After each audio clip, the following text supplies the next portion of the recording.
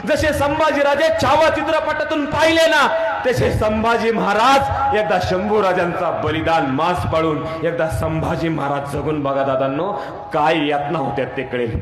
येत्या फाल्गुन शुद्ध प्रतिपदेला माझ्या संभाजी राजांचं बलिदान मास सुरू होतंय.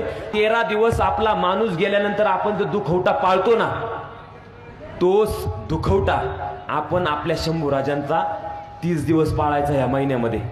का? आता काही काही फार कडक पाळतात, त्याचे नियम असे आहेत की काही लोक पायात चप्पल घालत नाही, भात खात नाही, गोडधोड पेय पेत नाही, गादीवरती बसत नाही, अनेक आहेत. तुम्ही जेवढं पाळाल मी म्हणत नाही, ह्यातल्या सगळ्या गोष्टी तुम्ही पाळा म्हणून. माता भगिनींनो, माझ्या मावळ्यांना हात जोडतो, पाया पडतो. जसा चित्रपट तुम्ही पाहिला ना छावा, जसे संभाजीराजे त्या छावा चित्रपटातून पाहिले, तसं माझ्या संभाजी महाराज एकदा जगून बघा. माझ्या शंभूराजांचा बलिदान मास पाळा. का पाळा?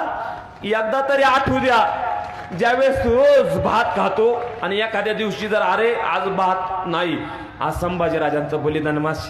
बोलताना एवढं वाईट वाटतं. मी काय वेदना सांगायची मला आवड आहे इतिहासातले दादांनो. मला असं शिरोशायरी मारून ताडकेफट भाषण नाही करतायत दादांनो, पण मला माझ्या राजांच्या वेदना मला जगापुढं मांडायच्यात. फक्त कळू द्या ना. आज पाणी आलं छावा चित्रपट बघून म्हणून आम्हाला संभाजी राजा कळाला.